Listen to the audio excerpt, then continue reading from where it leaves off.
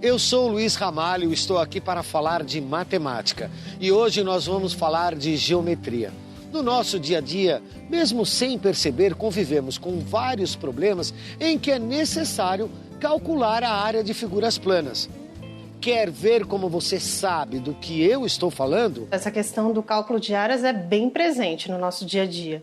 Então é necessário eu calcular metragem de pisos, metragem de revestimentos, então isso é algo muito frequente. Quando as áreas são irregulares, né, a gente consegue dividir, fragmentar, né, a planta de arquitetura para que eu consiga encontrar formas geométricas mais simples e conseguir chegar no cálculo da metragem. Por exemplo, uma figura em L, né, uma planta em L, eu consigo dividir em dois retângulos, por exemplo. E aí fica muito mais simples eu chegar numa metragem final. Para calcular as áreas de figuras irregulares, podemos usar uma estratégia que é muito interessante. Eu pego a área irregular e vou dividir em pedaços de áreas conhecidas, como retângulo, triângulos, circunferências. Calculo essas áreas e faço a somatória. Pois é, dividir a figura em várias partes ajuda no cálculo da área de figuras irregulares mais complexas. E isso é o que faz também um alfaiate, como o seu Nuno aqui. Bom dia, seu Nuno, quanto tempo? Como é que vai, Luiz? Tudo bem. Apareceu mais? Pois é, né? A gente só aparece quando precisa de um terno para batizado, casamento, né? Vamos fazer um terninho novo. Vamos fazer, porque aquele que o senhor fez para mim já tá um pouco, sabe? Pode deixar que eu já entendi. Vou pegar a sua ficha e a gente vai conferir suas medidas, tá bom? Minutinho só. Para fazer uma roupa, normalmente o alfaiate tira a medida do cliente e depois faz o molde da peça, dividindo o modelo em várias partes. Somando a área desses moldes, o alfaiate tem uma ideia mais clara da quantidade de tecido que vai precisar para confeccionar a peça. Um outro método interessante é quando eu tenho uma área inserida dentro da outra. Eu faço a diferença das áreas, calculo a área da maior e subtraio com a área da menor figura. Eu acho ele Não, meio... é só pra você ver o modelo. Mas não fica muito quente, não, senhor? Mas esse aqui é pro inverno. Olha que tecido é caimento. gostoso, é. Aí eu faço bom. no seu número, né? Esse você vai experimentar, você vai gostar. Olha que maravilha. Muito bom. Legal, né? Mas e quando a figura é circular? Aí eu uso o pi. O número π é determinado pela razão entre o perímetro da circunferência e seu diâmetro. Ele está presente nas relações entre essas duas medidas em qualquer circunferência. É o que chamamos de constante. Mas para encontrar essa razão e determinar o seu valor com segurança, foi preciso o esforço de matemáticos do mundo inteiro. E durante séculos, um dos primeiros a estudar essa proporção foi o matemático grego Arquimedes, que viveu no período de 287 a 212 a.C. Arquimedes, para descobrir o número π, ele utilizou o método que ele chamou de método da exaustão. O Arquimedes, então, ele propôs que a gente inscrevesse polígonos e circunscrevesse polígonos, ou seja, ao fazer essa inscrição e essa circunscrição, você tem uma aproximação cada vez mais perfeita da área do círculo. Arquimedes pegou uma circunferência e nesta circunferência ele colocou um quadrado e começou a dobrar o número de lados dessa figura, encontrando um polígono de 96 lados que mais se aproximava dessa circunferência. Pegou o perímetro desse polígono e dividiu pelo diâmetro da circunferência, encontrando uma razão de 22/7, que se aproximava de 3,14, que hoje é o número π. Depois de Arquimedes, muitos matemáticos estudaram essa razão, até que se chegou a um número aproximado de 3,14159. Mas foi só em 1737 que o matemático suíço Leonhard Euler adotou a letra grega π como símbolo dessa constante. E o número π é muito importante para determinar a área e o perímetro de qualquer círculo. Como já sabemos que o número π ele provém da razão entre o comprimento de uma circunferência sobre o diâmetro, e o diâmetro sabemos também que é 2 vezes o raio, basta isolar agora o comprimento.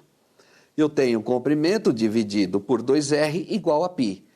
Pego esse 2r, passo multiplicando π e vou ter comprimento igual a 2πr. É o comprimento de uma circunferência. Mas para que alguém ia precisar saber do perímetro da circunferência, hein? Eu preciso. Para saber o perímetro da gola e determinar quanto de viés eu vou usar para fazer o acabamento da gola de um blazer, por exemplo. Olha só.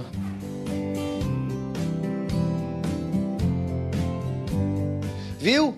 Saber calcular o perímetro de uma circunferência é bem importante. Desculpe interromper, Luiz, mas eu tenho que te dizer que você precisa fazer um regime. É mesmo? É, o perímetro da sua circunferência aumentou muito desde o último terno que eu te fiz. Eu já percebi, seu Nuno. Inclusive, aquele terno que o senhor me fez naquela época já não me serve mais, sabe? O negócio é fechar a boca, né, Luiz? Tá difícil manter a silhueta de bailarino espanhol, viu? Mas existe um outro cálculo que também usa π. É a área do círculo. A fórmula para calcular a área do círculo é π vezes o raio ao quadrado. Será que eu estou ao quadrado? Para calcular a área do círculo, vamos imaginar o seguinte. Eu tenho uma circunferência onde eu vou traçar segmentos de reta passando pelo centro dessa circunferência e vou criar gomos, como se fosse dividindo uma pizza. Vou abrir essa circunferência e eu vou ter como forma vários triângulos preenchidos. Fechando em um retângulo essa abertura, eu vou ter a mesma quantidade de triângulos, porém eles não estarão preenchidos. Onde a altura mede R, que é o raio da circunferência, e o comprimento vai ser o comprimento dessa circunferência, que vai ser 2πr. Se eu calcular a área desse retângulo, eu vou ter exatamente a base vezes a altura, que vai dar 2πr ao quadrado. Como eu quero somente esses triângulos preenchidos, eu vou dividir por 2. Então, a área dessa circunferência vai ser πr ao quadrado. Sabendo determinar a área de uma circunferência, também é possível determinar a área de outras partes dela. Coroa circular, ela é formada por meio de duas circunferências, uma maior, outra menor, mas de mesmo centro. Essa região que é formada entre essas duas circunferências é chamada de coroa circular. Para calcular a área dessa região, basta calcular a área da circunferência maior e subtrair pela área da circunferência menor. Sabe o que eu fiquei pensando? Que um bom exemplo de cálculo da coroa da circunferência seria a área da diferença da circunferência da minha cintura de 2 anos atrás e de hoje. O que o senhor acha, seu Nuno? Eu acho uma boa ideia. Só que não vai ficar deprimido, né? E vai ser uma coroona. Da última vez que eu vim tirar as medidas para fazer um terno, a minha cintura media 90 centímetros. Hoje ela está medindo 110. Primeiro tenho que descobrir, usando a fórmula do perímetro, qual é o raio de cada uma dessas circunferências. Com os 2 raios determinados, é hora de usar a fórmula da área. A área da circunferência da minha cintura, há 2 anos atrás, era de 642,1 centímetros quadrados. E a área da circunferência da minha cintura hoje é de 961,6 centímetros quadrados. Então, para saber a área da coroa, é só tirar 642,1 de 961,6, que dá 319,5 centímetros quadrados. Olha só. Eu avisei, né, Luiz? Bom, se você quiser, eu tenho o telefone de um psicólogo ótimo. Não vou precisar, seu Nuno. Obrigado. Não vou ficar deprimido. Tá Mas bom? eu vou pegar, só por garantia. Bom, voltando ao assunto, um outro cálculo que podemos utilizar, o π, é o volume dos corpos redondos. Não estou falando de mim, não. Para com isso. Que eu tô bem, vai. Tô bem. Assim como fazemos para calcular o volume de um cubo ou de um paralelepípedo, Também é necessário, muitas vezes, calcular o volume de objetos tridimensionais com o formato circular, como o cilindro. Isso ajuda o seu Mirno, que transforma troncos de árvores calculados em metros cúbicos em madeiramento para móveis. Por exemplo, a árvore que fica doente, ela tem que ser cortada para não oferecer risco. A gente corta elas e faz o reaproveitamento dos troncos, transformando em madeiramento. Móveis, bancos para praça, jardim, calculando o tamanho da tora e a grossura e o diâmetro da tora, eu sei quantos metros eu vou conseguir. Eu descobri que eu tenho uma tora, vamos pôr com um exemplo, com 10 metros cúbicos. Então eu sei que cada metro cúbico vai dar 133 metros de sarrafo de 5.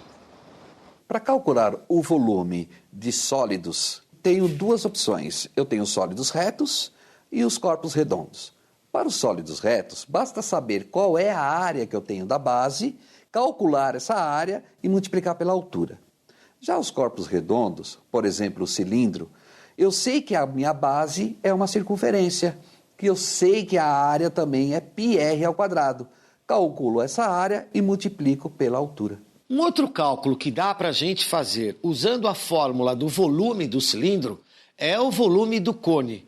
Isso porque os matemáticos sabem que o volume do cone equivale a 1/3 do volume do cilindro com a mesma base e altura. Pronto, Luiz. Tá tudo anotado, conferido. Agora você passa a semana que vem e a gente vai fazer a primeira prova, tá bom? Tecido é esse mesmo. Esse tecido foi esse que eu gostei, seu Nuno, esse mesmo. Combinado. Tá bom. Pessoal, até a próxima. Valeu. Tchau, gente. Seu Nuno, agora é o seguinte, eu queria fazer uma camisa, mas não de terno. Ah.